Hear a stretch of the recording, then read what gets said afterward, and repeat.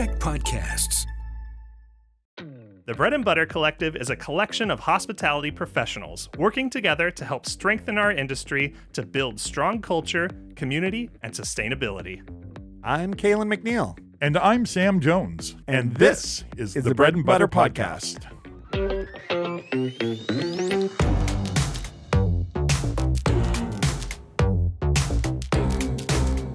Welcome to the Bread and Butter Podcast. Hi, Sam. Hey, Calen, how are you? Good. How are you? Yeah, I'm doing pretty good, you know. Are you? I don't know if I believe you. We walked in this morning. I'm doing pretty good, I said. Okay. I mean, right now, right here with you, with a table across and, you know, nice people in the podcast booth, I'm doing great. I'm looking forward to our conversation. I'm living for the moment. Isn't it funny? Like, we do these shows once a week. Mm-hmm. We come here. We've got all of our, some days we're light-footed, and some days we're heavy-footed, and some days we're stressed, and some days we're not. Yeah. But it's such an enjoyment to work with you and talk and discuss some issues that we're having and talk it out. Yeah. Even if nobody else listens to this. I know. It's cathartic for us. It's good therapy. And you know what? You're right. I mean, when we walked in today into the building, we were both feeling a little bit not perfect, let's say. Yeah. But you know what? That's part of being an entrepreneur. It's part of doing business anywhere. Certainly as part of the hospitality industry is like you just never know. I mean, you go through good cycles, then with every good cycle, you're going to get a bad cycle. You can't have a crest without a valley. No, and I think there is it's indicative of life in general. Our industry is no different than other industries, which also replicate life. And, even in your personal life, you have those peaks and valleys. And some of the stuff you create yourself because you're either bored or, some people thrive off the energy of either negative or positive energy. So that kind of dictates, their decision-making ability or process or, choices. Mm-hmm. And in business, it's the same way. I mean, it's funny in this. So it's knowing COVID isn't over. So COVID isn't over. Oh my God. So obviously I think we're approaching the living with COVID, or we are in the living with COVID phase. Yep. So I'm just going to assume, there's no more lockdowns, no more massive mandates and all this stuff. And who knows what comes in the winter, but having been through several large which would be super spreader events, and seeing the outcomes and the outcomes are different than they were at the beginning of the COVID as far as, mass hospitalizations and, serious extreme results. So I personally don't think that we're going to enter that phase. But now we're in the phase of the repercussions, the economic repercussions, the societal repercussions from that COVID period. Because there certainly is a lot of both. There's a lot of financial and economic outcomes, but it's the social issues that are going to start arising. It's amplified, and I think if you look at sort of the rhetoric that's going on in the social media domain, which drives a lot of the stuff, and you've got a lot of anonymous keyboard wizards that are just like throwing gasoline on fires just to see what happens, and maybe those are their true beliefs or what have you. But when you when you don't need the ability to stare someone in the face, like if I didn't know you, Sam, and you're out there talking about a subject that I kind of felt one way about or another, and I was anonymous and I could stay anonymous and I could just troll you and blast you. And then that creates a reaction in you where you're thinking in that little bubble that, oh, there's someone who doesn't agree with me. They're anonymous. I have no way to change their mind. So why, and the correct thing is just to not engage and not bother because it's not important. But so many people, they get amped up, and it changes the way they view their day or who they are as a person. You know what? Those words are really true, and I've changed how I interact with all social media since COVID started. Before, I was really pro social media. I knew there was issues, and I tried to avoid the obvious issues. But I mean, the ability to say whatever you want to whoever you want to say with impunity is just it's totally lost its charm for me.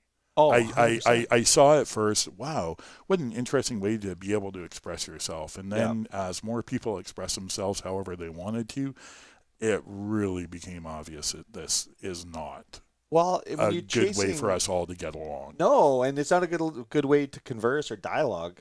Yeah, it's no way of getting to the truth. No, exactly. And when you're just in the business of building tribes, and whatever that tribe is, if you're just trying to get likes on your Facebook post or, retweets on your Twitter or Instagram likes, I guess. I mean, I like it. The one thing I actually like better than all of them, even though it's owned by Facebook, and I cannot stand Facebook. I believe they're the most toxic organization in the world, and they've basically let the entire population down by selling and data mining all the data and giving it. And the amount of data that they can actually collect versus other social media, I believe is way more damaging to us as the species basically, and just the temperament where we are. That aside, but they own Instagram, and I don't mind Instagram because. And the only ones I'm on actively, or I'm on a Twitter actively, like I'm an active Twitter user because I know it's a dumpster fire. So I manage as long as to you know control it. Well, you do, and you know how close to get and how far and back who to engage away from, and what times to debate and when not to debate. And it's interesting watching, especially municipally, because there's a bunch of new candidates that weren't active on Twitter that are now active on Twitter. Sure. And then you see the trolls and how they're dealing with it. And I mean, there was an account called Johnson Street Bridge that's just lighting things on fire and for their purpose or whatever. And then you've got the other people on Twitter that are just like, they're just dogpiling each other. Is there a bike lane account? You name it. A parking account? Exactly. And Beacon Hill account and all this stuff. So I observed this, from afar, but I made a decision, I don't know how many years ago. Like I sometimes will get a notification from Facebook or something, or there'll be somebody I'll know or hear of somebody that's going through something. I may check on their Facebook page. Right. I might do that a handful of times a year. But I haven't been on Facebook. I have an account, but I don't use it for 4 years. I used to have my Twitter account linked to my Facebook account, so I would just tweet and it would go on my Facebook. Pop up? Yeah. And then I go on Facebook and just see all this like stuff that I wouldn't get notifications on because I wouldn't check. Right. And then I was just like, oh, interesting. But even if you examine what you're actually getting, they prey on. It's like, because I gamble, I understand the endorphins that are created by the psychology around slot machines and gambling in general. And like hearts high of winning. And likes and reposts are all the same thing, aren't they? It's the exact same psychological methodology to try to connect and get people hooked to it. Are they tapping into your supply of dopamine or serotonin? Yeah, what are they doing? Yeah, it's both. I imagine, somebody who's trained in that field will know exactly what it is, but it's dopamine, serotonin, like it's all this kind of stuff. It's either getting confirmation of your thoughts and ideas, which is feeling like love, or you're getting the dopamine from the fight, of the debate on there when you're literally, and sometimes, I've gotten into debates with anonymous people, and I've gotten into debates with people I've known, and their take I had no idea because they just seem so much freer to share it, even though I know who they are. Yeah, and they're freer to share it and maybe change exactly how they feel so it matches what is also on social media. I think that it curbs people's opinion. Totally. Too. Well, because people might not have an opinion on something, all of a sudden feel like they need to have an opinion. Yeah. Well, think about all the people that are, lighting, politicians on fire, like not figuratively, but through social media and the tribalism that's created, and originally identified in the United States, where you have all these people mobilized that prior to that couldn't name a politician if they bumped into them or they crashed them in the car or Even if they saw them on TV, they wouldn't know who they are, what they stood for, any of that kind of stuff.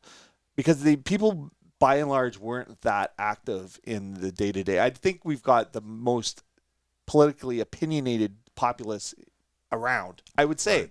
Where most people understand, right versus left, in the States, Democrat versus Republican, here, conservative versus liberal versus NDP and the Green Party and all these issues. So now all of a sudden they're woke, as they say, and the woke term is more referred to, progressives typically. But everybody seems woke. They're woke on the right too. Well, they're woke to their opinion. They're woke to their opinion, and now, depending on that, what their other values lie with, and most of them are detached. Like, they don't realize. Many people don't realize, even on the far left and the far right, they come around. It's like a circle. They both meet at the other end. Yeah. Right. So the further right you are, and the further left you are, you actually meet, and then you're the same. You're extremely in the middle. Yeah. All of a sudden. Well, you're on the total opposite. You're extremely on the same point. Yeah. Well, if you've got two spectrums, and you've got the person in the middle, and you got the left, and you got the right, and then you stretch the more extremists, they come around and they're directly opposite the people that are in the middle, where there's just no bridge that could ever connect them, ideologically or emotionally or politically, any of that kind of stuff. But if you actually met for freaking coffee, like if we actually sat down with most of them, I'd venture there's probably the worst of the worst are the worst. And you actually, went to their neighborhood where they lived, and they would just be normal people. But Calen, we don't do that. Like we don't go engage with these people. And I mean, as people, I think we only have capacity to truly care, like from our hearts care about only so many people. Yeah. Like, sure, I care about people who don't have as much as we do here. Yeah. I care about people who are caught in droughts and famines. I care. Oh my God. But absolutely. I care in a really general way about that. Yeah.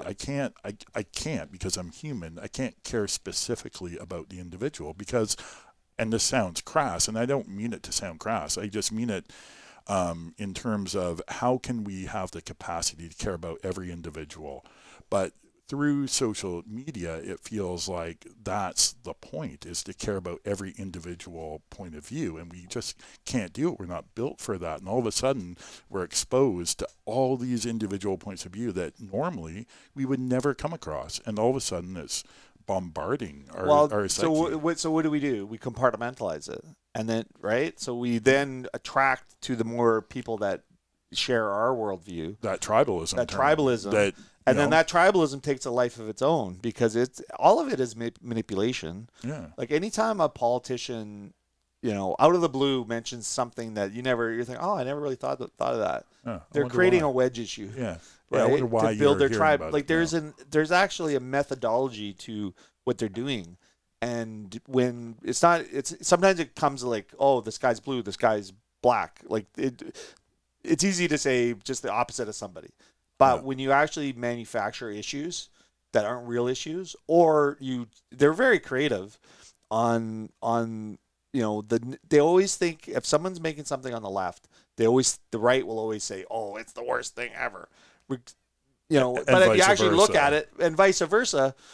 But I think generally speaking, everybody, like there's a theory out there. There's been a theory out there for years that humans by nature are evil, or that given the choice that humans, I'm sure there's a study in Stanford that basically put people in a prison environment, and they were basically thinking that it was going to be like Lord of the Flies, right? They were just going to attack each other. But they didn't. They ended up working together, helping each other out, and they're building this little internal society where people were treated with respect and listening and learning. And they were like, whoa, wait a minute. So then they changed the parameters, and they threw in a few other people that were purposely there to ignite. And that's exactly what they did. So when they looked at the study, and that study was cited as a reference, and that we're horrible because we don't do enough research, but in our podcast, but it's based on a book. it was a book I read, and it's a well-known theory. I just can't remember the name of it. But it's been debunked because of the way they set it up, right? And it actually showed the exact opposite. So it showed that people were actually good and will work towards the betterment of their group. And so when you have a certain piece of the population, and it works left and right, right? The right thinks that the left are just out to give everything away and, you know, all this fairy dust and whatever. And the left is like, you guys don't care about human beings. You guys are cutthroat. And there's truth on both sides, right? You know, just to be on the opposite side of a policy is not a way to advance society. Right. How you advance it is you debate, right? And there's some ideas on both sides. Mm-hmm. And I've had people in my life that have been down rabbit holes in the recent years, and shocked me that, and I know these people to be very kind, compassionate, a great parent, you know, a great community member, you know, bringing food to the food bank and taking care of their employees and all this stuff. But to align with some pretty toxic, you know, sort of rhetoric, I understand where this person gets to, but I'm like, how I deal with it is not to go head on and say, you're wrong. My tribe's better than your tribe. It's more about listening and understanding their point of view or where they got it, right? And then just dealing with it. It takes a lot of energy and work. And this is what people don't want to do or don't. And I'm saying that as generalization. Right. They don't do enough of is actually sitting down and saying, well, tell me why you think this way, or explain to me why you have this view on this particular subject. And many times they'll say, well, it's this, or that. And then I'll just make a few comments. Well, you know, that was based on this, which, you know, and it's not that I'm smarter or whatever. It's just a way of, you know, and then they'll say, well, what do you think, why you do this? Well, we do this because of this. This is why I think, you know, basic income is good, for example. Right? And basic income in itself, I think, is good, but there will be negative consequences.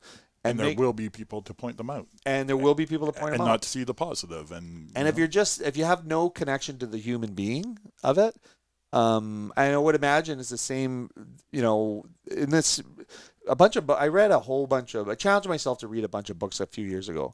And I read a whole bunch of stuff. Nothing like, mostly like psychology, sociology, and, you know, worldview and things like that, political type stuff.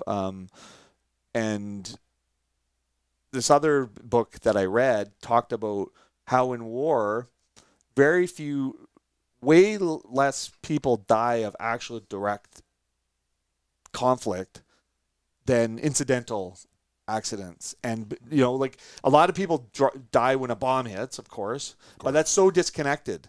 Right, so somebody's up in their plane, and my grandfather was a bomber pilot in World War II, and there's a lot of stress and repercussions from that for him. Like, he didn't really talk about it, but for that, it was like totally disconnected from the people. Like, you're literally on a plane, you have no idea who's below you. It's dark, probably. It's dark. It's at night. Yeah. You're just dropping bombs and thinking, oh, some might hit, some might not hit, whatever. And then you read in the newspaper, like, you know, 5,000 people were wiped out, or 1,000 people were wiped out.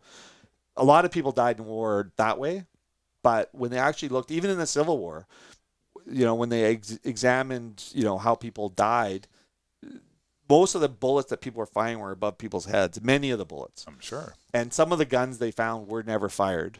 And so it was interesting. It was a discussion, or the book was about human behavior, and people just think, oh, when people go to war, they're just out there killing people and people are just ready to kill people, but they're not. Most of the time, they're trying not to kill people. And trying not to be killed. And trying not to be killed. Yeah. But the other side is not actively trying to kill them. They're actively participating in a war they have to, because they're told to. Also trying not to be killed. But, you know, then there'll be car accidents, there'll be incidental firings, not a lot. Some die from their own side. Yeah, what do they call that? Oh, man. Some kind of... Oh yeah. Oh, it's a really awful neutral word. Well, yeah, but it's like, oh, it just sort of happened. Like we just killed something collateral damage. Collateral damage. Yeah. Oh man, I think there's a movie called Tom Collateral Cruise. Damage. Is it? Is it? Yeah, I think it's Tom Cruise. Right. But the point being is that humans, when they meet each other and converse and talk, and this is actually a good segue to go to my sort of this week's issue. It's really not this week's issue. It's been an ongoing issue, which is the global labor crisis. Right. So this isn't unique to Victoria. It's not unique to BC, Canada, North America. This is going. There's probably some areas that are better than others, and it probably has something to do with demographics. And there might be industries that are better than other industries. Industries Probably maybe? a little bit better, but I think by and large, everybody, and there's a stat that Canada's short 1 million workers. 1 million. Wow. So are we going to make those up? Is our population aging out of the workforce right now at the same time as people don't want to go to work? Is there multiple things going on here? That's the freight train that's at the end of the tunnel, and the light's coming down on us, and we're not sure what it is, but that's depopulation. What it is. Well, and you've got a pocket of people, a number of people, and this isn't like Japan doesn't have a baby.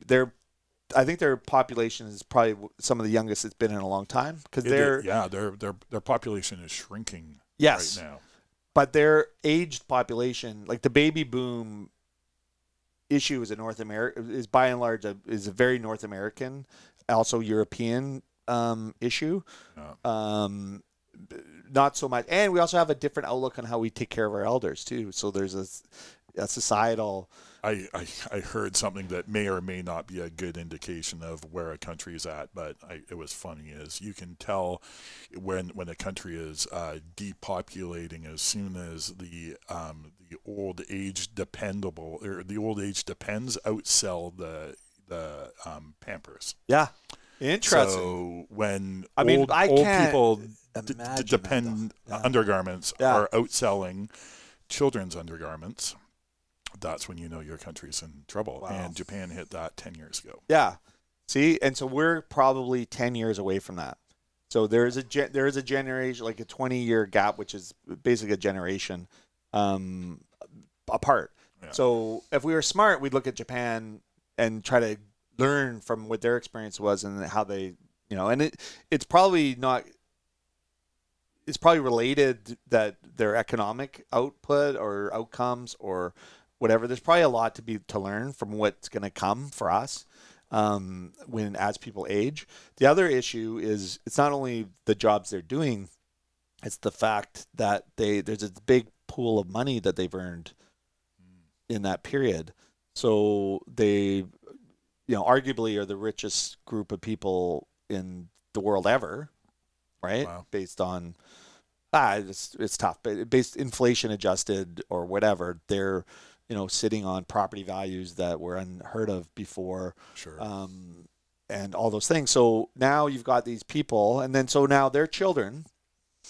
Like I grew up relatively poor, I would say, a bit definitely when I was born. My dad managed to build the business. He was an entrepreneur as well, but then later in life he didn't retire super loaded. He was okay with his pension and all this kind of stuff. But at one point he was a multimillionaire in business. But none of that trickled down to me. So when I was growing up, I was like hustling. I had to have a job. I had paper route. I did these dances that made me a bunch of money. That's right. You were a DJ. My origin story. Well, I was a promoter. Promoter, yes. Better than a DJ. Yeah, I was I was going to say a Dana White figure who's a promoter, but I'm not a Dana White. But the point being, I think I even forgot my point. I started talking about. Well, that's the beautiful thing about the money. Magic. Yeah. This is perfect. Yeah. Sorry, I just kind of went down. I don't know what I was thinking about, but I lost my train of thought. So as they aged, the parents. Like I know a lot of people are very wealthy, and I was fortunate. My mom was a hustler. My mom and dad divorced, so I was like, if I needed rent money, my mom and dad were there. As I was starting businesses, they were there to help me. Tremendous amount of help. And then you've got a bunch of like professional part of the community, and they don't begrudge the fact that they've done well and they've owned properties that are now worth millions of dollars, and they've done that. But now, what made me hustle was the fact I didn't have anything, right. So I hustled, and then that's where I got my work ethic and all of those things. So I worry the next generation, perhaps probably the generation that's coming up now in their 15 to 25s kind of thing, is their lack of need. They kind of have everything, and we're making generalizations. Oh, and 100%. But it's our podcast, and we get to do that. But we make up our own facts. I'm just saying, from my personal, how it's affecting, and we've seen this train coming. Like our companies have seen this train coming, and my brother has a business in Northern Alberta that is short 60 people. So. Wow. And that's a pretty sizable. And they've got 80 employees, but they're short. They need 150, right? So that is a direct economic impact. But they're still doing well, and they're all this kind of stuff. Here, if we don't have an employee or two employees at our stores, we're out of bit. We can't open, or it's really hard to open. Right. If you have 3 or 4, it's impossible. So you can, if you have a team of 6 that run a store, and you've got 1 down, you can cover that. You've got 2 down, oh my God, we're tight. You got 3 down, you're done. I actually saw, to tie in what we've talked about so far today, I saw on social media, on Instagram, your post this weekend. I don't know if it's your post particularly, but Big Wheel Burger had to restrict their hours on the Cook Street location, right? And as temporary as that is, that's a real time impact on what's going on. Well, and it's not just an impact on it is an impact on the business. It's an impact on the community, because now we can't provide a product, but we also aren't providing those hours to the labor pool. Right. Like, it's one thing for us to shut down because we don't have the people, but the people that we do have, maybe there's 1 or 2 that are now having to shift their schedule, and there's an impact, or they're not getting hours that they need to in order to survive. Like the ripple effect of it. But let me talk about my frustration around having to do that. And I was always no matter what, and I'm like prepared to go and work there myself. I think it's a good idea for customers or a business? No. Does my team think that? No. They're desperate to not have me anywhere near that. And I still am confused because I can figure it out. Anyway, that aside, my ego aside, those are a direct result of time of year. Yeah. Right? Because we're in school. There's always been, when school transfers back, like when September comes and students go back to school and what have you, there's always a bit of adjusting schedules. It's a lot of work for managers to figure it out. Right. Even last year it wasn't that bad. The year before it wasn't that bad. And we've been open pretty much through the whole COVID period. There was a lot more flexibility at schools for the students because it was only a couple hours a day, and most of it was at home, and they could pick their hours. Yeah, so you actually had some, that's a very good point. There was a bunch of students that actually could work more. And they got a taste of what that's like, right? Yeah. And it's hard when you have a taste of one way of doing things. Like pre-COVID, all we knew was hustle, work, go to your job, go to your office 9 to 5 or whatever it is. 2 till 2 in the morning sometimes if you're working the bar shift. Yeah. But that's what we knew. And now COVID hit, it taught us a different way to work, a different way it could work. But I don't know whether it's a transitionary thing. My direct, listening, I was in a meeting last week, and I was hearing, we're going to be in trouble next week. And I was listening to some of the stories of why. So why are the employees not coming? Why are the employees? We have employees, but they're choosing, I've got a sunburn, I can't come in. My mom wants me to go to this thing this weekend, so I can't come in. Or they're supposed to start at 9 o'clock and they message their manager at 1 a.m. Say, I'm not coming in. Not even I'm sick. No, I'm not coming in. So my managers, I guess the meeting we had that was going on like this was 2 weeks ago. And I was just bothered because they basically were like, there's nothing I can do. Like, I just have to take the abuse. And it's not to say I think that our employees are deliberately abusing. I think it's a culture. It's a culture. I don't think there's anything malicious. No, I think it's lack of understanding of what the repercussions are. Like, the managers even said, like, they're hurting me, but they're really hurting their coworkers, their peers that they work beside. They're not thinking about that. They're thinking about what works best for them. This is the thing. So, and I wonder, and it's easy for me to say this because I'm not a parent, but you are a parent. I'll have an opinion for you then. Yes. Is that where are the parents? And we've had some parents on phone interviews, and they're literally in the back telling their kid what to say or what not to say. And we've had more than a few instances of this, which is fine. But what are you teaching your child? Like, and a lot of the other thing is the parents are like, you have to get a job. The kid's like, I want to play video games. For what? Yeah, what do I need a job for? I don't pay rent. You give me everything I need. Yeah. Why do I need a job? It's good. You just need to get a job. But then they create the kid doesn't want the job. They force the kid to go get the job. The kid doesn't give a crap about, they don't understand resume building or, being true to your word or making commitments. Being accountable. And being accountable is the other thing. Accountable to yourself, but also accountable to what you've committed to do. Yeah, and as a teenager, if you're just getting into the job market, you've only ever had to be accountable to your parents or a teacher.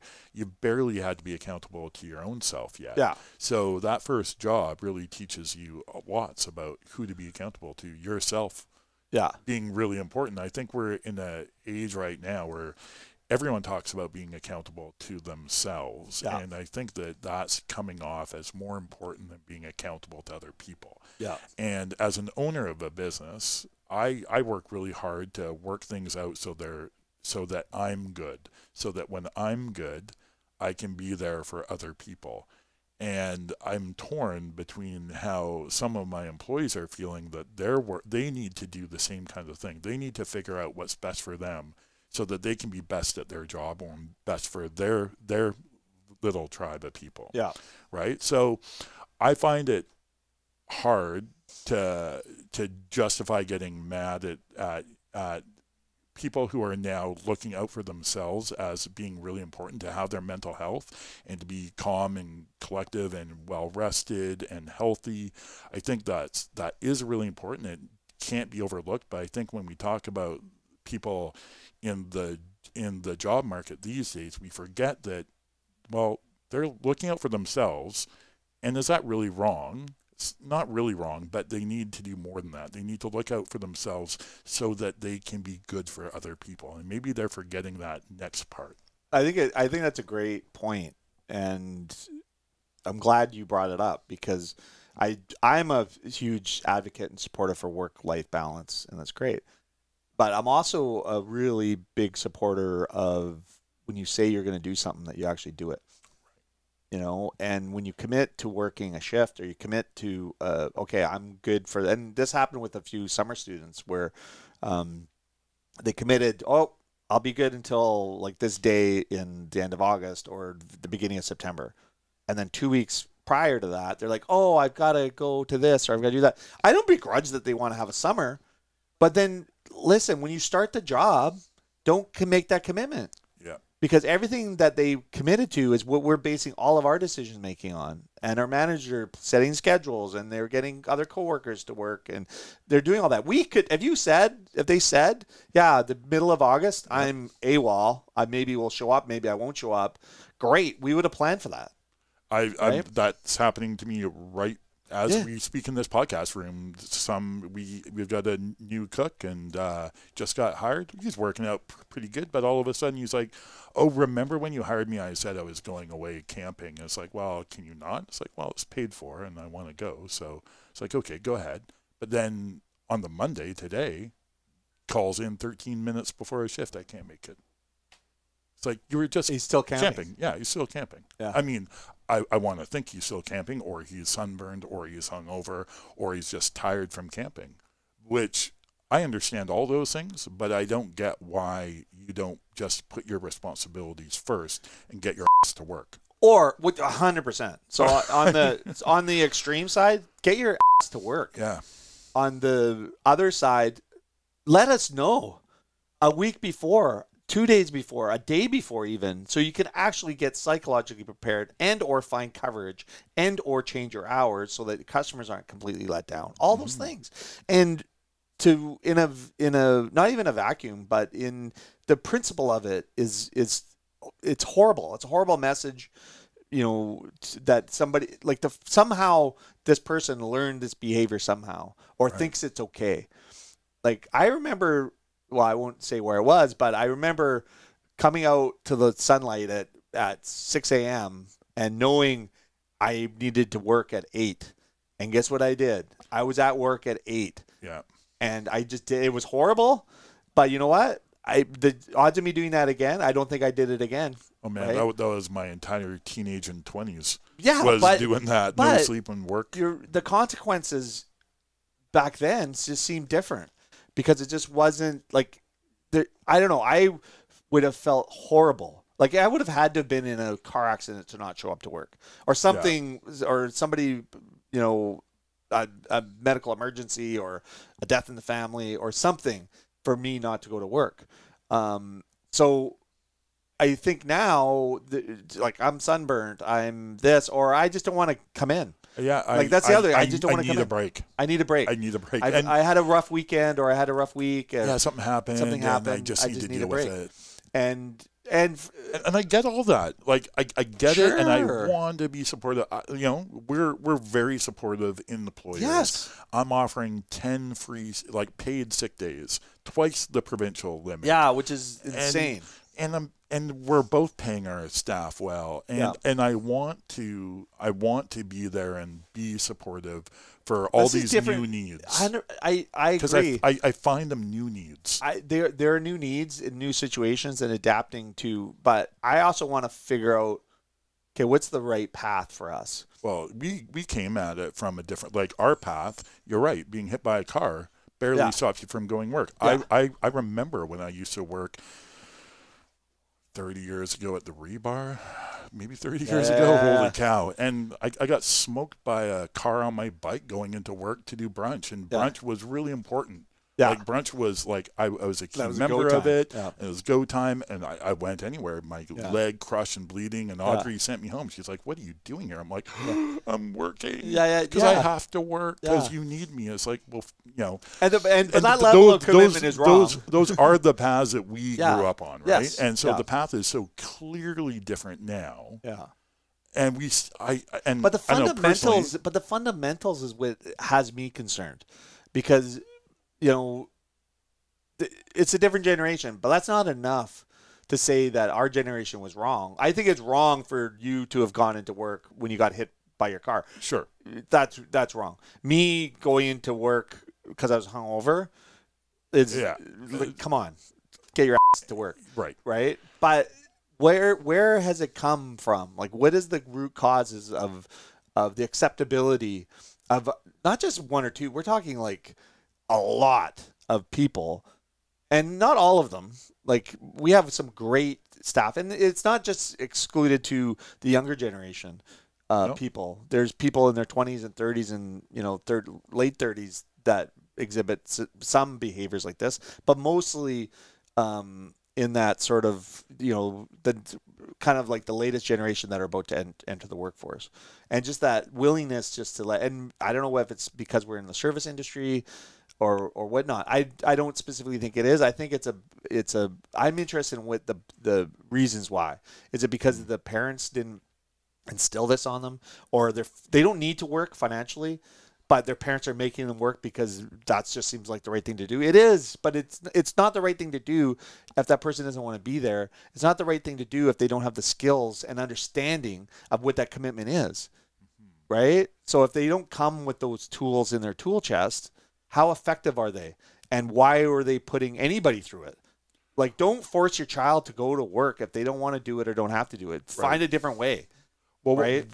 Why do people go to work anyway? I mean, there's obviously a paycheck. You want to you need to get something out of it, and if it to can't, learn, it to can't grow. just be a paycheck, though, right? So it never is about just the paycheck. So because they don't even care about the paycheck. That's the other thing. You could pay them any amount of money, they won't show up. It's something to do. It gives you skills. It gives you pride of being almost. Yes. Right. And I think that in our generation, at least, I can speak for, we got our pride and well-being by doing physical things, like real things in the real world. Yeah. And I think, and I'm just spitballing here, maybe with all technology and all the instant gratification that we can get now, I mean, you can get anything you want on your phone. Yeah. Anything you want. Yeah. You want pleasure. You want gratification, you want knowledge, you want money, you can get all right on your phone. You don't have to do or go anywhere anymore. It's been so long now that maybe that's changing how people are seeing how to get what they need. Mm-hmm. Now they don't feel they have to go get what they need because everything is being provided. Like not everything, but it feels like everything is being provided for you. The government's providing money. Yeah. Government's providing like cushions for everyone. Not that I'm against that. I just coming to the realization that it's softening the population. Well, I mean, everything I think about relates back to the book, The Fourth Turning. I love that book. Thanks for recommending it. Yeah, I keep bringing it back, and it's like, tough times make strong people. Strong times make easy times. Easy times make weak people. Yeah. And that's basically those are the four turnings right there. And that's a generational It's a generation. Right? Yeah, it's over between, 80 and, around 80 years. So it's 4 20-year generations. And so we are in the turning section. We are in the kind of unraveling stage, right? Which comes from, and an example would be World War II would have been the unraveling stage, and that was 80 years ago. And so, the people who were born right after that were our parents. Yes, either during or right after were our parents, and they went through this incredible hardship and then boom time. Boom time, right? Exactly, and that's easy time. That's easy. So then everything you learn in that time, there's people that went through the war, because a lot of the people that went to World War II and died in World War II were like 18 to 20 to 22, like that whole thing. The people that came back were, 20 to 24, and it just witnessed some horrific things, and they were really quick to try to make everything better. Of course. And guess what they did? They did. They made it all better. And, the economic growth and prosperity and the middle class, it actually built the middle class innovation and all that stuff. And now we're in this unraveling period where we're, fast forward 80 years and here we are again. There's a global crisis. There's a gazillion global crises, including climate change. Yeah. There's a war in Ukraine. There's rising fascism in the United States. There's rising fascism in Canada. And if you add them all up, it feels like a World War III. I don't think World War III is like where there's an official war. Feels like there's an accumulation of shit. And it there's always like clear definitions of things. Like 9/11 would be when it turned to the last sort of period where there's going to be a lot of chaos. You get 2008 financial crisis. Okay. You've got all the micro-targeting of Facebook and all this stuff that's disinformation and, rise of fascism, all over the world, and that happened 100 years ago. Yep. I mean, Hitler, prior to World War II, was arrested and in jail. He should have been in jail for a long time. He wasn't. He got out, and then he rose his party again. And then it was fascism. It was based on fascism. Yeah. So the fact that we're here and there's people that either are willfully ignorant about it or passive and just going, oh, well, whatever. You need to be a historian to figure out the right course of action and what to try to stay away from.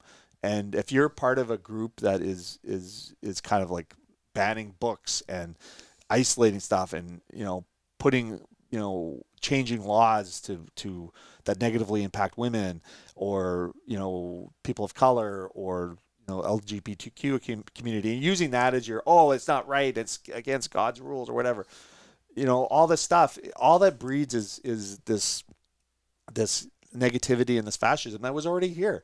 And guess what happened? This is not about, going back to the original part of the talk, is about humans are good in nature. Yeah. Those things aren't good in nature. Fascism isn't good in nature. Targeting people isn't good in nature. Banning and barring is not good. It's against human nature. So humans will eventually break out of it. And it just depends on how much damage will be done in that moment. And we know what happened during World War II. It's catastrophic. And you see a rise in anti-Semitism. And it's humans, like, the idea that humanity is linear, right, where you're going on a trajectory that's straight, is a myth. Everything that humans do are a byproduct of what we know and learn and what our emotions tell us. And we react the same way. Just like there's like 6 different personalities or 5 different personalities that, everybody can share. Yeah. It's the same idea. Is like we react to wars the same way. If there's a catastrophic event, like 9/11 was a catastrophic event. People in Ukraine right now, that is catastrophic. So, and in Yemen, and I mean, you can go through the list. Like there's, the idea that a predominantly white population is under attack, gets everybody involved, but yet there's people starving in Yemen and a result of Saudi aggression. So, those things aside, it's the correct thing that'll come out of it is compassion and growth, right? But we just got to go through it. So that's the good news and bad news. Yeah, well, it is, because when you're talking about growth and trajectories. Yeah. They can't just go up, because you can't have an up without a down. No, I mean, of course. But it's the reality of everything is you can't have a crest without a trough. Yeah. It's impossible. Yeah. You can't have good without bad. So you can't know how bad it is in some countries without knowing how good it can be as well. And you can't know how good something is without looking and examining the bad. Yeah. And I mean, there's a place for all of it, and it's all happening. Yeah. But we just can't forget that there is all that good out there as well. And that's how we know that some of these things are really bad, because we can contrast it to something that's really good. Yes. And we just, let's not lose sight of the positive as well. Well, I think you have to keep positive. And the thing for me, like diving back into that book and other books that I've read in the last couple of years, it actually gives me a lot of hope. Yeah. So absolutely. In the world where we have a generation that is scared to death of climate change, for example, and the fear that goes around that, without going back and going, well, innovation has always sort of corrected things and saved things, and we have that ability. So we may not know what the solution is today, but I'm fairly confident there will be a solution coming. And then when I look at the cycle of these cycles, I'm like, okay, all of this makes sense. I'm like, we will figure it out.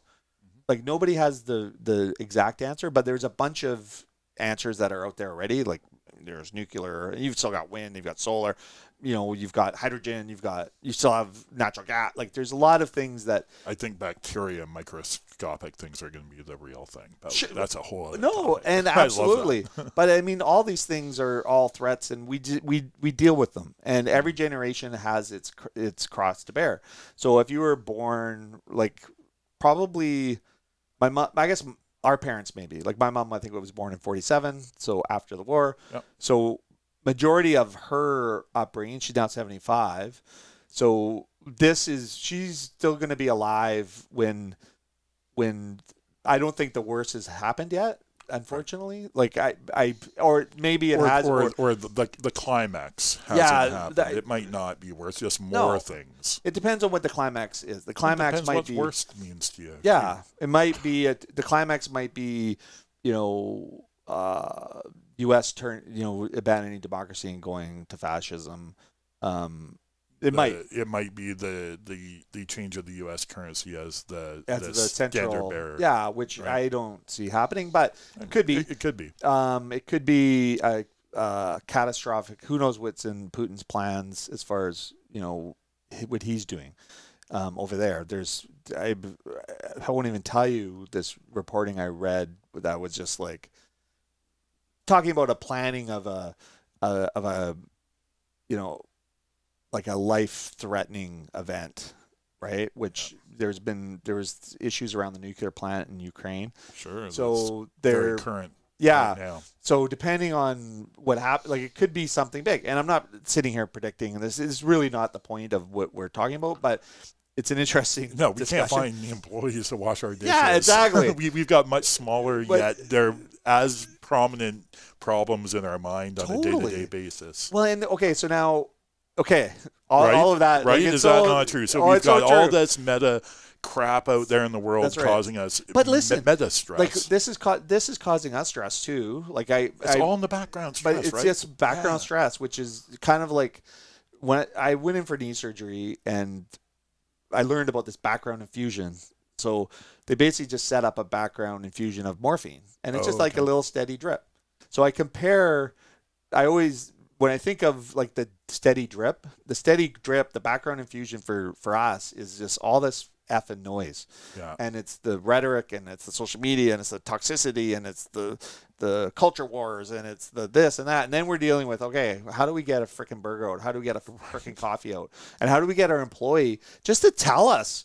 Like I at this point, I would just settle with them letting us know more than 5 hours or 2 minutes before their shift, and or get more creative with their excuses. You know what I mean? Because your it's dog insulting. only eats your homework so many times. Yeah, I mean, for me, I'm both fortunate and unfortunate. I don't have to take that phone call, but it is a gut punch when I hear what my managers at the store level have to deal with, and subsequently what our staff has to deal with, because they're left to run a very busy business with no coworkers. And it's not, and I think we pay them well and all that kind of stuff, but the pay is not what it's about, because you get back to the work-life balance and stuff. But I got a solution. Lay it on me. Okay, well, I'm going to follow you down the solution path. Okay, I've got a solution, and I don't know if it's going to work or not, but I know it's going to make me feel better. I know it's going to empower my managers and our staff that are there working. Are you going to move with me to Nicaragua, and we're just going to we're selling everything. We're getting out of it. Just going to shut the doors. High five. Solution. Oh, that's horrible. That we cannot run it. No, we will not run away. Sorry, that's the background noise. Yeah, that's right. Although that sounds really appealing. Maybe 6 months a year we'll go. Yeah. I love it. But it's just and I said this last week. I'm like, team, I give you permission to just tell the person that has let you down. Like listen, and it's based on. There's some people that say, oh, yeah, these are the shifts I can work. And then every pay period or every 2-week period or 1-week period, they're off sick or home early or making an excuse or whatever. Like it just makes the manager's life hell and the coworker's life hell. It's just, and I know they don't do it. Like I'm basically giving them permission to say, this job isn't for you. Like, don't come in. We'll have your last paycheck ready or whatever. Yep. And just letting them go. And what that's going to result in is Big Wheel being closed at Cook Street Village, next week in the mornings, right? And I'm like, I'm okay with that, because I'd rather maintain our dignity and self-respect, and also show support for the workers that are showing up every day, because the majority of them are showing up every day. But if we have like 90 employees in Big Wheel Burger, 75 of them show up on their shifts, are regular, there's no problem. But those 15 to 20 completely throw our whole business in disarray. It doesn't take very many people. It's the minority, right? Yes. And that's it's a microcosm for the world, right? It feels like the minority of employees and people out there in the world make the majority of the problems.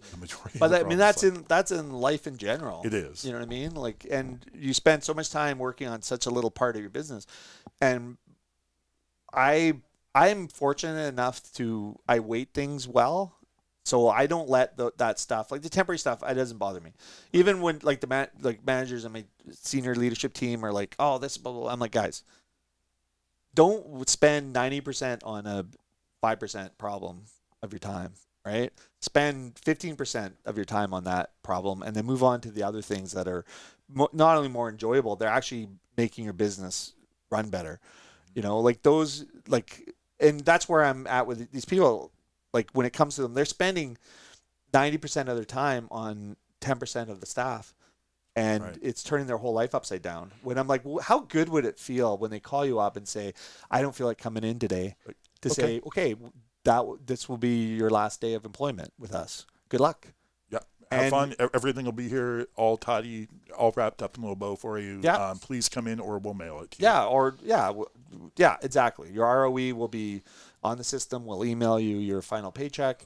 And pay your severance or whatever. Yeah. Without no question. Just do it. Just done. So much easier than dragging it out. Yeah, and then the manager can spend time on trying to build a schedule. And guess what? The team, when they hear that, and word gets out that this is the new approach, they're gonna good on you guys. And we'll eventually build a team that is of that bigger population, which is people that are showing up every day. I love that. And you've got the culture in both of your businesses, I think, that attract people to apply for jobs. I think that kind of system wouldn't work if you were struggling to attract employees already. Yeah.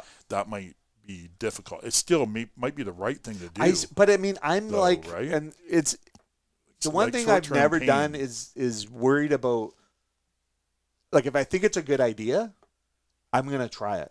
And it's no different than the foundation work that we do. Like, who would have thought, like 3 or 4 years ago, that we could raise $350K and use our business? We charge 1.5% for our foundation, which we match, right?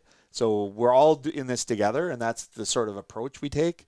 So lately, when we're saying we're going to accept this behavior of staff just kind of completely not only letting us down, letting themselves down, because they're not living up to their commitment. Don't make the commitment. And we are allowing it. I like how we allow it. We're allowing it. So we're building a culture that accepts that type of behavior. And so then the staff that are good are seeing it, and they're witnessing that we're allowing it. So now and most of them are really good, but they'll be like, well, if that person's getting it, and it's human nature. If they're allowed to do it, why am I doing it? Why am I working so hard when this person just gets to roll back in after they just let me down? They're making the same amount of money as me, per se. Like, that's cancerous in your organization, right? So a switch went on for me last week where I was just like, we're not going to take it anymore, and we'll deal with it. Like, thankfully, I have the power in the organization to say, I'm prepared to close the restaurant down. Right. And I am. That's how committed I am to it. And, I'm sorry about customers. I am. But if we don't make these changes now, we are literally going to be at the beck and call of a substandard work ethic, and that is going to spread further in our organization. Right. And I just want everybody to know that works at our organization that we're going to have their back. And we're actually going to have as high a standards we possibly can for everybody. And the workers that need extra support, we're going to give it to them 100%. And this applies to workers that because our staff's like, I let him go early because he was a little hungover, and I was hoping that he would stay an extra half hour the next day, but he didn't. I'm like, okay, take some names, and go, okay, it has to be a quid pro quo, right? Well, if you want to be providing for employees that need help, they've got to show up. Yeah. And they've got to give you what you need as well. It's a two-way street. It is quid pro quo. Yeah, and the pay, because I did a post on Twitter about the staffing crisis that we've got at Cook. It's not isolated to Cook. We're on shaky grounds at Gateway too, as far as all the teams are great. Look, we've got great teams everywhere. So I don't want to overemphasize the negative, but they're all great. Well, like you say, it only takes very few to destabilize the whole thing. Yeah. And it's a common thread of people not saying they're going to do one thing and doing the other, and us accepting it. And that ended last week. So we're now not going to do that anymore. So it'll be interesting to see. It's going to be short-term pain. That's what I said to them. Yeah. Guys, we're got your back. It might not even be short-term pain. You might expect short-term pain, but maybe this just goes off without a hitch, because as soon as you lose someone who's going to be like that, who's just not going to show up for their shift. You've lost that toxicity. All of a sudden, they're gone. Yeah. You've freed up your team to do better. And if Yeah. there's a hole, Plus you understand the problem now. Fill the hole. Exactly. You understand the problem. So now we're like, okay, the problem is we don't have these shifts covered. Not the problem, which is really bad when the person was supposed to be there and doesn't show up. Right. Just like your cook example. Yeah. Like that's a real problem that causes real negative effect, not just to you or whatever. Like if everybody knows ahead of time that there's going to be an issue, right? If we're like, okay, we've now 3 shifts need to be filled next week. Okay, now we know what our marching orders are to try to fill those shifts, or we make the decision to close and then keep our recruiting wheels going, and making sure that if we hire people, we let them know that this is our organization culture. Like, we're going to have your back. We're going to make accommodations. If you need time off, we're going to give it. No questions asked. If our benefits program doesn't meet all your needs, we will look to fund, extra, because, your needs are important. And I care. We care about those needs. But if you say you're going to do something and if, there's accidents happen, things come up, fair enough. But if you're not coming in because you're sunburned, or not coming in because you wanted to stay an extra day camping and all those things, it's like, it's no go, right? And like, it should be immediate dismissal. Yeah. You're absolutely right. So if I've got a guy who drives my manager crazy. Drives him crazy because he'll show up sometimes, not other times. He work hard, then not work at all. Yeah. And my manager spends so much of his time, which is my time, and company time, thinking about that, worrying about it, planning around it, and stressing out. He's at home thinking about it. Yeah, it's like, and dreading picking up the phone in the morning because who's going to call in sick today, right? Or like who's gonna and sick. I mean, we're in a COVID period, so there's certain things that are different. Like, this is what I'm talking about, is literally people unnecessarily breaking their commitments. Yeah, this isn't people being sick and can't come in to work because they're contagious. Yeah. This is not that. This is just taking advantage. Yeah, this is a cultural enigma. Freedom. Yeah, and it's funny because even though you think about different parts of the world and what China has cheap labor and the U.S. has like capital and they pay people well or whatever, they don't, but you're thinking about the global economy. But when you look on the Vancouver Island, like, you've got Cook Street Village, you've got Vic West, you've got Saanich, you've got Colwood, and you've got Nanaimo. These are the places that we're doing business, and the labor issues are different in different areas. So this isn't like Nanaimo. We don't have any issues at all, and never have. Really? Finding people, recruiting people, or people calling in sick. Really? It doesn't happen up there? No. Our manager's great. And interesting. Our manager is good, or they're all really good. And, majority of our managers are women, which is, to me, one of the more proud things I have. And people say, well, blah, blah, the best person for the best job, whatever. Like, they're fantastic. And they probably are the best. They are the best. Like, they are the best. For the job, no, exactly. But when I look around, I'm just like so proud of our organization. And not to say, like, we've had really great male managers as well. But, there's just an extra hug, that is around it, and comfort level. But so then you go through the thing and like call it, like, we just can't get people out. But maybe it's Royal Bay. You've got a store out there, which is probably struggles with hiring people. It's not bad. Well, screw you, man. I don't know. I mean, you've got a nicer setup out there than we do. I don't know about that. It's pretty unique for sure. But we're hiring kids. Yeah, we're hiring kids who want to work, and we're hiring really friendly people. That's our criteria. We don't need a certain skill set, really. We just need them to be nice. Yeah, we just need them to be nice too. Yeah. It's the same thing. But then you've got, going along the theory, then you've got Gateway, which and I'm really making some stereotypes here, but it's kind of like middle class, working class sort of district. Right. Yep. So a lot of the people that work there live and their families live in that area. In that uptown area? Yeah. And we have less problems there. Vic West, again, same sort of thing, like very stable workforce. We've had staff there for a long time. Not to say there isn't problems, but it just is stable. And then we've got Cook Street Village for the last 3 years. It's just been, it's our flagship store too. It's our original store.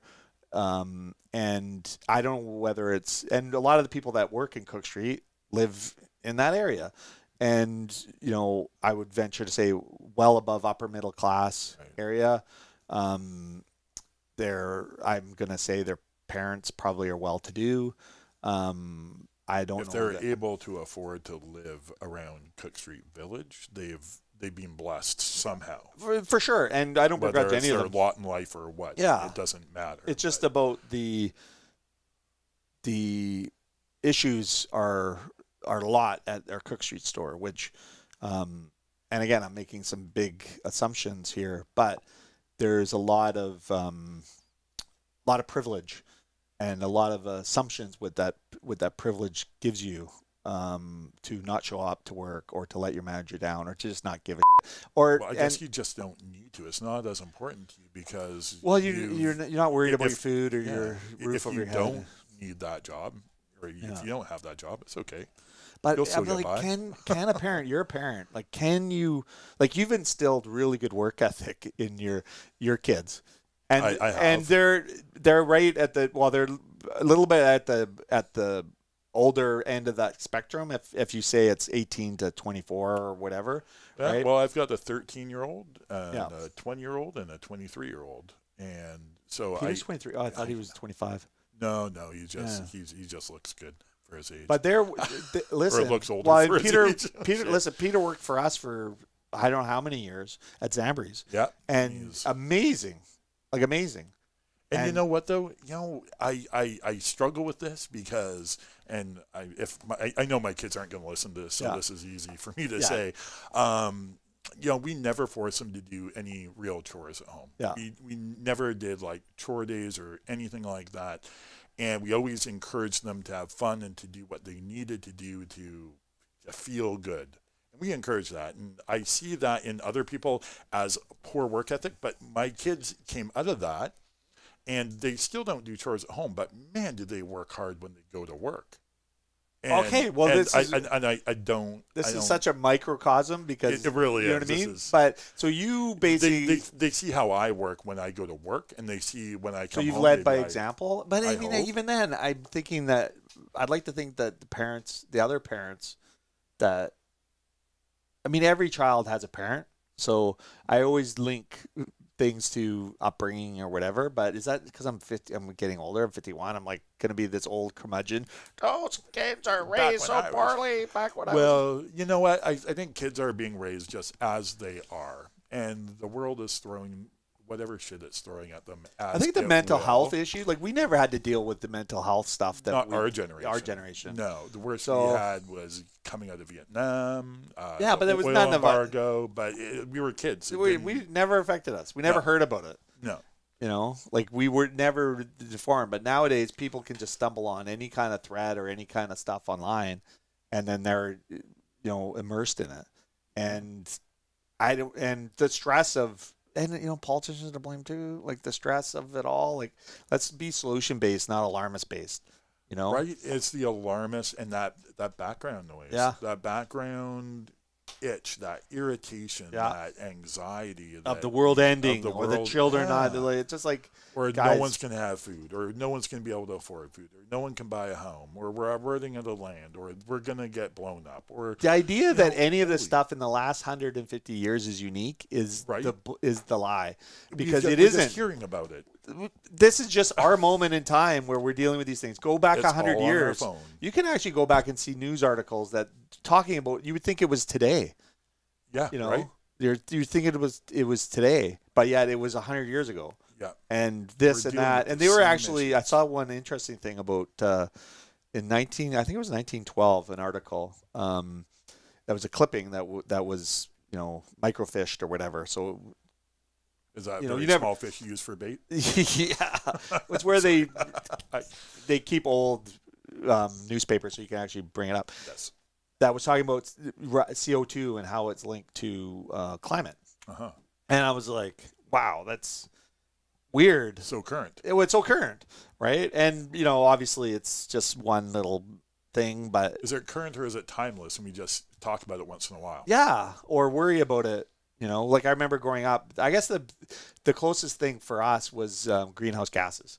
Yeah. I remember being all freaked out and acid rain, thinking that the stop sign was going to turn into an animate object. And I just was like, and I didn't even do drugs when I was a kid. So, well, you didn't need to. I didn't need imagination like that. But so we had that one. But imagine having like 10 things that are coming at you at that age. I mean, it's got to be overwhelming. It is, and then being locked down. And making that feel more physically real. Sure, we're getting it mentally. Everywhere we look, but actually having a physical. Hammer to go along with it made it feel more real. But we do. It does give me It does give me compassion. But I think that I've got oodles of compassion. In fact, more compassion. That's what makes it a struggle, really, because I like what you're saying. Like, take no prisoners when it comes to calling in sick. Like, if you're not sick and you're calling and not showing up to work, you're done. Yeah, we got way better things to do with our time. Yeah.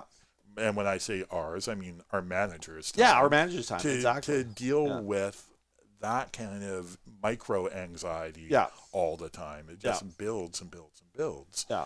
And I really like that. Well, I think it just brings back some consequences. Because if you're able to do this... Accountability. Because I guess you can't have accountability without consequences. Yeah, right? There has to be. And, I know there's been... It's funny because... When people come and work and then they think, oh, wow, this place is so horrible. And then they go out to other places. A lot of times we get people back saying, interesting, this wasn't so horrible. And perspective is a lot to do with it. And I think if you actually tie some consequences into it where it's, prime example is if you're going to allow people to treat you a certain way, you've just given them permission to treat you that way all the time. And so they will. And those people that do treat you that way, there's no incentive or disincentive for them not to continue treating that way if you allow it to happen. Right. I had a girlfriend one time, and I loved her, and we were together maybe like 10 months or whatever. But there's a pattern, building where she would just, you and I do hang out, blah, blah, blah. And then she's like showing up saying, oh, I'm going to hang out with my friends and ditching me. And then she did this a couple times or what, I don't even know however many times it was. And then I was just like feeling so bad about myself. I was like, man, this doesn't make me feel good. Like, I love her, but this doesn't make me feel good. And then I just thought about it over the night. The next morning she calls, like, I don't know, I was at work and it was like 10 a.m. or I was like, hey, how's it going? What are you doing? Do you want to hang out? Blah, blah, blah. And I literally said, we're breaking up. Like, I'm done. And she's like, what? What? Like, blown away. And I said, no, we're done. Like, we're finished. We're kaput. Right? And I didn't get into the big details of why or whatever. I just said, we're done. And she was just like shocked. I mean, she carried on with her party lifestyle. I'm sure she was just fine. She was. But it was about not letting people treat you poorly. And I guess that is the one thing that I want to bring into the organization. It's just That's showing really positive. Yeah, and it's very positive. It's just, people only treat you how you let them treat you. Right? Because if you take abuse, they're going to give you abuse. And allow them to only treat you well. Allow them to treat you well. And you reciprocate that by treating them well too. I'd rather dump as much money as I can on people that are there and support us. And then when they need stuff like for their own mental health or time off or any of that, I want to give it to them and be happily give it to them and give them more than they ask for. And that is sort of the reciprocation. And that is the truer sense of cooperation and collaboration at work, and we're all partners. Yep. I may be, perceived as the boss, but I can't do any of it without them. And I also have to figure out ways to help them get the tools so that they know what's the right and wrong thing to do, but also to have self-respect, because these, how would they felt like I felt when I was being what I thought was disrespected, or it wasn't even disrespect to me. It was disrespect to the relationship, and just that, when you break commitments and things like that, it just makes people feel bad. So why would I allow my managers and my staff to, live in an environment where people are allowed to treat people bad, right? And all for what? So that I worry, so I get 5 out of 10 shifts from them, or like, even if it's like 7 out of 8 shifts or whatever, that 1 or 2 shifts that they just kind of completely screw everybody is why? It's not worth it. It's not worth it. It's not worth it. It's not worth it. So consequences. I want to kind of circle back to current day consequences, because I think if this was pre-pandemic, saying you're fired would be more of a consequence than it is now.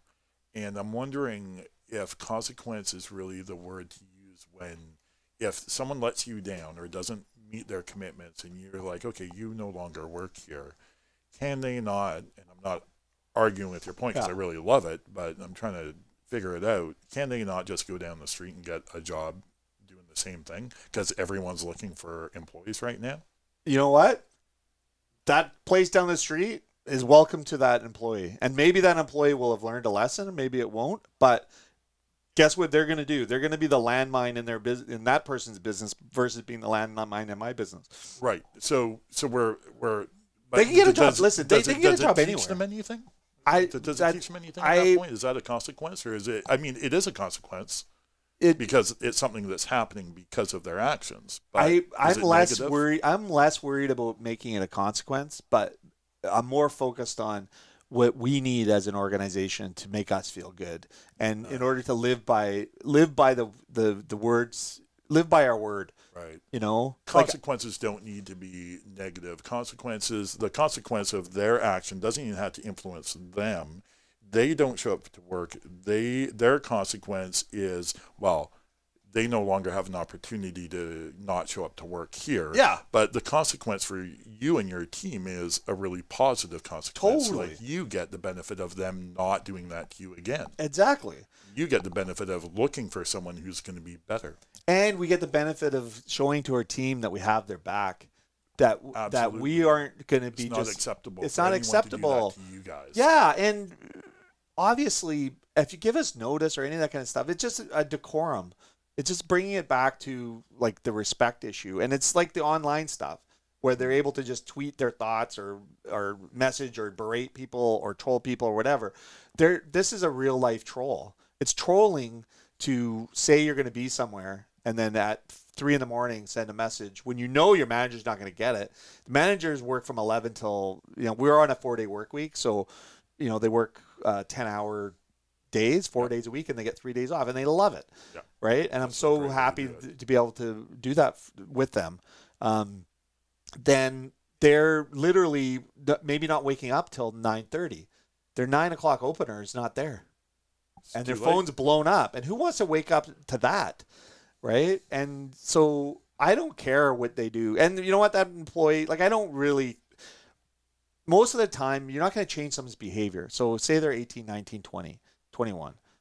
All their crucial development happened in the first 5, 6, 7 years or whatever, right? Yeah. I'm not, there's going to be financial consequences to them. They're going to have a hassle where they're going to have to go get their resume together, show up and look for another, even though the jobs are readily available, they got to then learn how to do work there. There is consequences for them, I guess. Yeah. But I also think that the realization, just like my girlfriend had the realization that, he's not going to accept this type of behavior. So, okay, there's a lesson in there somewhere, right? That Calen won't take this. And then when she finds out someone else won't, then she's like, well, maybe it's not just Calen. Maybe it's people. And then maybe people, learning is a part of life and lessons. But if you're condoning it, then you're saying it's okay. So it's not up to business owners to teach all the lessons. No, I'm not here to teach anybody lessons. What I'm here to do is try to create a fun work environment where people can earn a living. I can produce good product for people, and kumbaya. I refuse to lose sight of the Disneyland world I want to live in. Like people live in the world they create, and that is basically by not creating their own boundaries and saying this is what I accept. And this is, this is the world I want to live in. And I say to when we meet managers that people, I don't know if they think I'm freaking a Looney Tune or I'm so disconnected to their business, but I think in the 22 years I've been, running the restaurant business, and then, the 11 years that we've been running Big Wheel Burger, I said from the beginning, I want this to be the best place to work on the planet.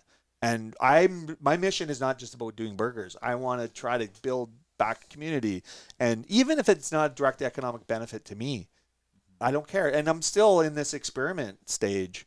Like, we donate $7,500 a month to our own foundation. Like, that's like 1.5 employees or like a senior manager each month that we're donating to the community. And part of it is our suppliers donate as well, and our customers donate a small portion, and that's what makes it all work. But I don't know if it's a financial smart move. I think it is, but I don't care because it's what I want to do. The business I want to run does that. Yep. The community I want to live in has people that do that. And, I hope the other businesses, and there has been other businesses that have replicated our model. And I think that's great. And if people are paying same thing with living wage program that you do. All the things that you do is, it's a huge risk, to go outside the norm or to do things that are sort of non-traditional or counterintuitive if you're a business owner. Just like saying you're fired, even though you're like, oh my God, I have like 17 shifts I can't fill now. Yeah, how are we going to fill that? Because you're going to literally fire if there's 3 or 4 people a week that call in sick, you're looking for 3 or 4 new people. But if you find those people, then you've solved your problem for good, right? Man, I'm just thinking about the few people we have right now that fit that bill that are just hanging on, or we're hanging on to them because we're giving them power that they don't deserve it, and they haven't earned it. They certainly haven't earned it. So why are we giving them the power of we can't even discipline? Because we're afraid they're going to leave for any other job. Exactly. What a terrible mindset. Well, it's a terrible, and guess what? Then the worst thing that happens is you lose your senior team that need to operate the stores. I know, because they're disappointed because they're just tired of dealing with it. And they're like, you're not helping make their life better. Exactly. And there's really, it's not a money issue. Like if it was just about pouring money on it, because I even said, most of the staff are going to listen to this, but I said, like, pay them time and a half to do the shift. Like if they're prepared to show up, pay them, right? Like I'm not expecting this loyalty and this stuff for nothing. Like I'm prepared to pay people, and I'm also prepared to reward people with time off and accommodation and all the other fruits if they buy into the culture that we're trying to create, and it's respectful. And part of that culture is showing up for work. Just show up to work, right? And we'll help you and we'll train you, and you don't have to be an expert at the job, but just show up. You have to be expert at the bus schedule. And you're a freaking wake up alarm. You got to be expert at that. Yeah. And we're changing our price, our staffing. We're upping our wages as well. Okay. We're also going to be doing some bonus programs, and so we're looking at all of it. This is not just about laying it on the feet of people that aren't very conscientious about their employment or respect for the coworkers or the owners or the managers. It's about trying to build that entire package, where you're providing living wages with benefits and you're creating that environment, but then you're also rewarding the people that are really standing up and doing it, and then building the business you want, not the business that you just feel like you have to accept because all these elements. We have a lot of control. We sure do. And part of that is whether we open or not. Yeah. And if we can't open because we don't have the right quality staff, as far as, we can't fill shifts because of the way the world is right now, so be it. And I'll accept those consequences. And hopefully our customers will understand the situation and then also respect us for what the model I can't wake up in the morning and ask my manager to respect me as the owner if they don't have respect for themselves, because they're literally going against what they want to do when somebody lets them down over and over and over again. Of course. And I'm unleashing that. I'm like, go. I'll have your back 100 times out of 100. Like if you feel this person just can't be helped or is letting you down over and over again, let them go. And then if it means we have to close, we'll close. And I'll be actually thankful for you to make those decisions versus asking you to be, and they do. They're like, I can't say you can't take time off. People just have us. Yeah. Like, I'm going away. Oh, short notice. Oh, this came up. Can I go? And if you say no, they're just not going to show up. Yeah, they're just going to do it anyway. Yeah, right? You can't, like, before you're like, don't give. It makes you feel like you have to say yes. It is. Otherwise, you have to give them a negative consequence. But we've talked about that perceived negative consequence is only perceived to be negative. It's really a positive consequence on the other side of the coin, because you're doing yourself and your team such a favor. And I'm doing the future self of that employee a favor. Right. And I'm actually doing their parents a favor too, because I'm actually giving them some consequences that they're obviously not getting at home. Yep. Because I would love to think that if I was a parent, I would be like telling my kid, if you say you're going to do something, you do it or don't say it. So when you give your schedule, then that's the schedule you're going to honor, provided that there isn't something out like you get sick or you're in an accident or there's a family issue or whatever. Those things happen. Like, we're not, it's not about that, but it's about the blatant abuse that we need to remove. And literally, I don't know, like, if every single business did that, like it would cripple our economy probably. Maybe. Temporarily.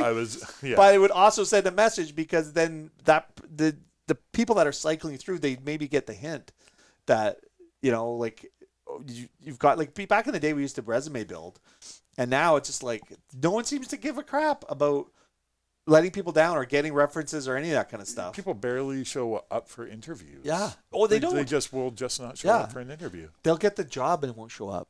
Yeah. Yeah. Just the first shift. Just not even call. And they just go. No regard. Yeah. Because they're scared of the confrontation or something. I don't know. Why like, people just wouldn't no. bother And calling. It seems. So there needs to be some work done, at the, at home, but all we can control is our environment. And I don't know. It'll be interesting to see if Big Wheel's around in a couple of years. Of course it will. It may be even a bigger wheel. Who knows? I don't know. I think it'll collapse if I end up having to work there. Well, let's hope that. I don't know. That's what everybody thinks. I'm like, man, I can work. I can do it. I can do. I'm flaky though too, but I'm allowed to be flaky, I guess. So if we look at the problem from our perspective, which is the only perspective we have, but if we back out, we look from where we're looking at it from businesses and operators who want the best for their employees, want the best for their customers, want the best for their business, and want the best for themselves. We're coming at it from we want the best all around. Yeah. Whereas we're not the only kind of employer in the world now. We may be the very, very, very, very minority employer right now. Maybe in our group of friends and the people we surround ourselves with, we feel like we're in the majority, and what the hell's wrong with it with everyone? Yeah. But I don't think we are. I think we're the very much minority, and I think the majority of employers don't care enough to get the respect back from their employees. And perhaps from our perspective, we have a hard time understanding why this feels like such a bigger issue. Is because we only want to put out respectful things and get the respect back. Whereas if you're working for, I don't know, a big chain convenience store, if you can, you can see why employees just don't want to give that respect back when they're not seeing it come to them. There is the crux of it right there. The only way you get to do what I'm proposing is if you give, right? And you've already been giving. And you can't just start and expect them to get it. You've got a background of giving. 100%. But if your corporate culture is just taking, then that is literally what's going to, if you look at, in bigger issue, the Lisa LaFlame, issue of being fired from her position in what is arguably the peak of her career, even though she's been a broadcaster for 35 years. It's shameful, right, that someone like that could be treated that way. And for context, that was a hair color issue, right? Well, it was older female, ages and ages him a little sexism. bit, and just a really bad boss, right, who's just not thinking about anything other than himself, and he's in a little bubble or whatever. And I think he ended up getting fired, but or he's on sabbatical or leave or whatever. Anyway, I speak about that situation because I actually know people that have worked in that organization and been treated horribly. So it's pervasive in their culture. So the expectation, they don't get that expectation because they don't honor contracts, they don't honor commitments, they don't any of this kind of stuff. And they're basically, and mind you, this is one of the changing industries in the world because of the social media and the internet and all that kind of stuff, the access to information and, chasing advertising dollars and all that kind of stuff. It's a tough industry, but even if it's a tough industry, you still should maintain a certain level of respect for yourself, but most importantly, respect for the people that got you there and that are working the business, and listen, 105 years from now, nobody that's alive on the planet today will be alive. Absolutely. To put it in perspective. Ooh, yeah. So how do you want to leave your mark, right? No one's even going to remember us. No, exactly. Really, totally. No one's going to remember us ever. So why not just do the best we can all the time exactly. we have it? Because none of it matters. That is the only thing that matters. And that goes back to the earlier comment about, life isn't linear. Like, if life was linear, then you would be remembered and all those things, like you'd be stacking things on top of it and it would matter. Right. It doesn't matter. Like, a handful of people are remembered once everything is done. So this idea of all these people, like people that are hating on Trudeau and people that are hating on Trump and people that are hating, everybody and just spewing all this negativity out there, it's just gone. In 1,000 years, less than 105 years, no one's going to know who Trudeau or Trump was. No, no, people will know. People will know who Trump is. In 1,000 years, in 2,000 years, we barely know who our religious icons are. Right, but we do. But do we know anyone from 10,000 years ago? Probably not. I mean, everything comes and goes. Well, and I think it also depends on the media, the survivability of the media. So, like a lot of Facebook, you never die. Well, exactly, and your access to it and the information is there, and it's there forever. So that was one of the things that even in the book, The Fourth Turning, talked about is like recorded history. So they actually, so if you think of recorded history, maybe 2,000 years old, where you can actually see, actual written, and you still have artifacts and, you can actually interpret them and what people were thinking and doing and, what materials they're using or whatever. Yeah. Then obviously as things get like Hitler, for example, there's like, we all know, like, do I think that somebody who exterminated 6 million plus people will not be, will live in infamy? I think it should be an example, but do I also think that the cyclical nature of it, we're back in that same situation? Yeah, where it can obviously happen again. And there is stuff that's happening in this world. It's happened in Rwanda and it's happened in Myanmar, and it's happened all over the world. It's happening in Yemen and all this stuff. These atrocities still happen, right? And many of these characters will live in infamy in their regions. And because of social media, so do I think, yeah, there's a chance, but it also depends on the degree. Like, if I think they deal with the Trump issue, then it'll be less impactful. Like, he's just a grifter. He's been a grifter his entire life. And I've been following him because I was active business interest as a kid and just wondering, this guy is a grifter. Like, I'm a kid up in Terrace, BC, thinking this guy is a grifter. Right. Like in the 80s and 90s. And I'm just like, and then to the idea that this guy is the savior of the world, it's just, he's a symptom of a way bigger problem, but that is more of the cyclical nature of humans. And, his time came, right? Yeah. And do I think he's going to, if they deal with him, like they should have done with Hitler, is just like get him out of that control then, but you've got DeSantis on his back, and you've got all these other characters that are, and obviously it's U.S. centric because they impact the globe. And they impact us as our largest trading partner and our neighbor and all that stuff. And every 5 years after, we're witnessing the same kind of stuff. And I tweeted about this in 2016 that Canada is next. And here we are dealing with the similar type of stuff 5 years later. And it's, at some point you have to say no. And it comes back to being respectful and coming back to this idea that, no, this doesn't meet my standard. And it doesn't meet the standard of respect. So let's get back to having coffee with each other, looking each other in the eyes, sharing ideas, having debate, but positive debate, and then also setting up the groundwork to have people understand that this is a respectful place to work. So I'm going to get things that I need, and I'm going to have to give things that they need in order for it to work. And the second you allow that negativity and toxicity and abuse, because it is abuse. It is. Right? It'd be no different if we were not paying our employees well or not giving or doing that. It's the exact same thing. So why are we accepting it? Right? Let's not accept it anymore. And then hopefully on the very small microcosm, this is where life happens. And that's why the civic elections are very important, because this is our day-to-day, what influences us day-to-day in the impact. The global stuff over time, sure.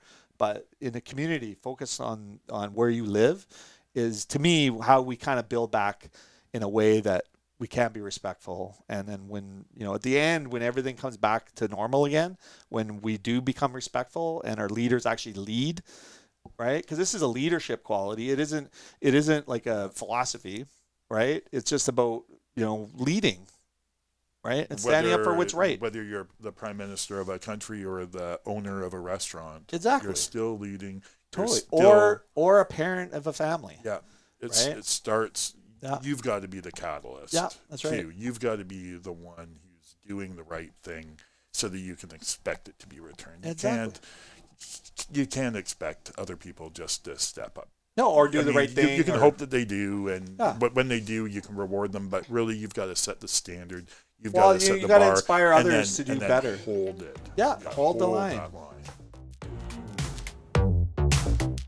Bread and Butter Collective's membership includes the following local businesses: 2% Jazz, 900 Degrees Wood-Fired Pizzeria, Agrius, Big Wheel Burger, Blue Mountain Solutions, Bodega Tapas Wine Bar, Brentwood Bay Village Emporium, Nourish and Charlotte the Quail, Victoria Chocolate and Company, Drum Roaster Coffee, Habit Coffee, Foo Asian Street Food, the Culinary Arts Program at Camosun, Cafe Fantastico, Fall Epi, Harold Street Brewworks, Hey Happy, House of Botang, Hoyne Brewing, Jenny Marie's Cracker Company, La Pasta, La Rue Patisserie, Mocha House, Part and Parcel, Poco a Pinto Bar, Pizzeria Prima Strada, Rain Dogs, Roast, Table 9 Consulting, Sherwood Cafe and Bar, Sweets by Selena, The Collective Wine Bar and Kitchen, The Drake, Tapa Bar,